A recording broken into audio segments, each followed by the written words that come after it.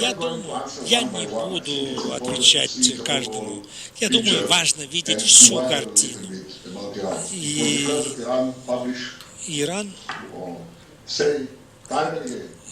говорит все время, лидеры его, в основном Ахмадинежад, но и другие лидеры Ирана,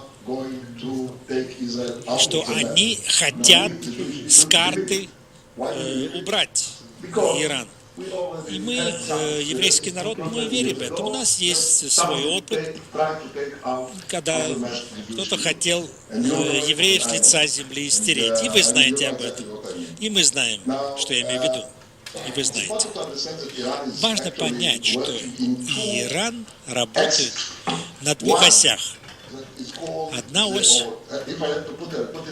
если можно так, как бы сказал бывший начальник генерального штаба иранской армии, он говорил по-арабски, правда, издалека и из ближнего расстояния. Они два вида потенциала создают. Это бомба ядерная плюс ракеты.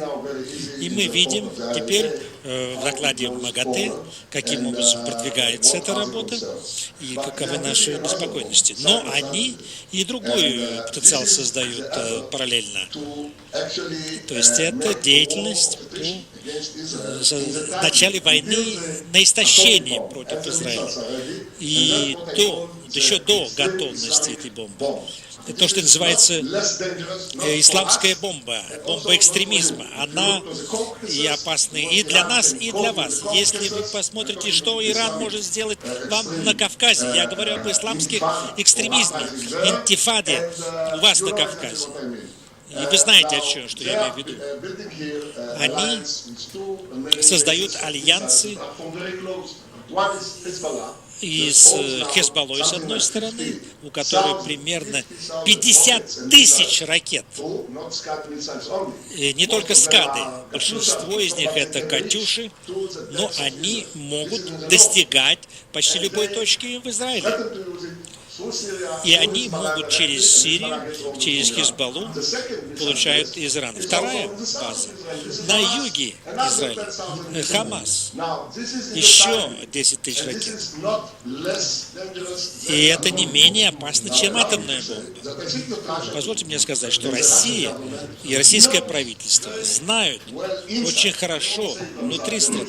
Они не говорят это вовне. Так сказать, клубы одно говорят, многие в другую сторону идут. Я хочу напомнить об этом иранском проекте, россиянам, российскому правительству.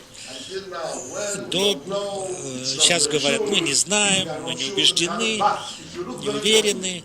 Но если вы посмотрите внимательно на две вещи, которые я сейчас скажу, я думаю, что россияне тоже должны подозревать, что что-то происходит. Первое. Посмотрите С-300.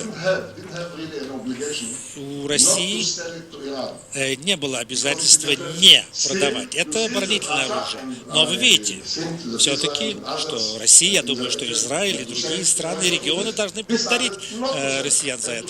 Российское правительство решило не продавать С-300 и повредить своим отношениям с Ираном. Почему? Для того, чтобы в будущем, не на сегодня, не на завтра, не на ситуацию через месяц, чтобы в одном будущих военных операциях со стороны США и союзников против иранских ядерных систем. Второе. Это вот сообщение, клуб, Валдайский клуб. Один из ваших экспертов на Валдайском клубе, я не знаю, почему до этого не слышал, даже если Россия имеет обязательство построить в Бушере ядерные станции, которые вы строите для Ирана, 2 блока для того, чтобы электричество использовать для гражданских целей, все равно решение. И здесь я цитирую, я надеюсь, я не ошибусь, Россия решила не строить второй блок, пока, здесь я цитирую, Иран не предъявит необъявленную свою деятельность.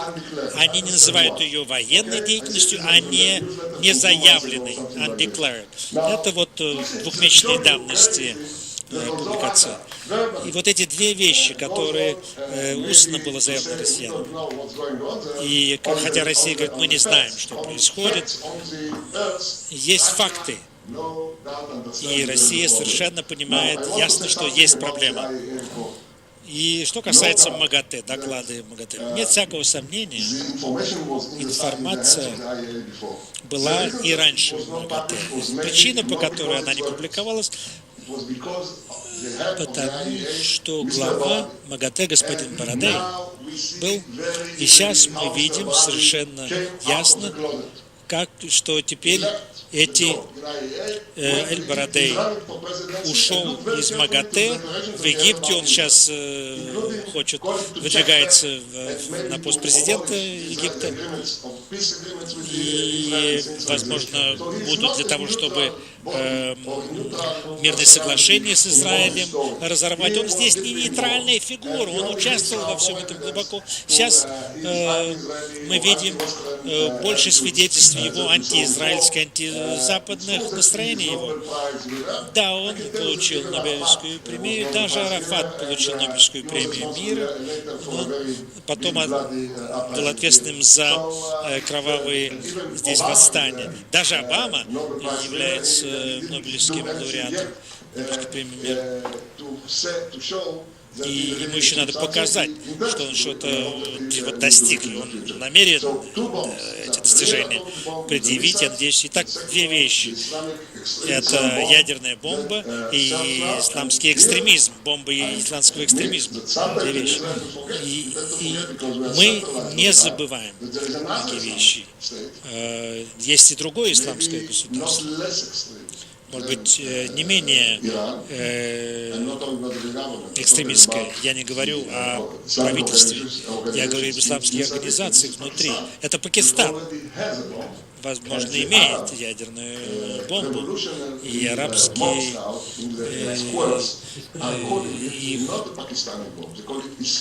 и они, те, кто участвует в восстаниях, демонстрациях исламских, они называют ее исламской бомбой. И вот сейчас арабская весна, это весна экстремистского ислама. Посмотрите в Тунис на выборы, посмотрите, кто управляет теперь этими подразделениями в Ливии, посмотрите мусульманские братья в Каире. В Сирии, да, немножко отличается. И в целом мы видим здесь соединение реальной атомной бомбы с идеологической экстремистской исламской бомбой.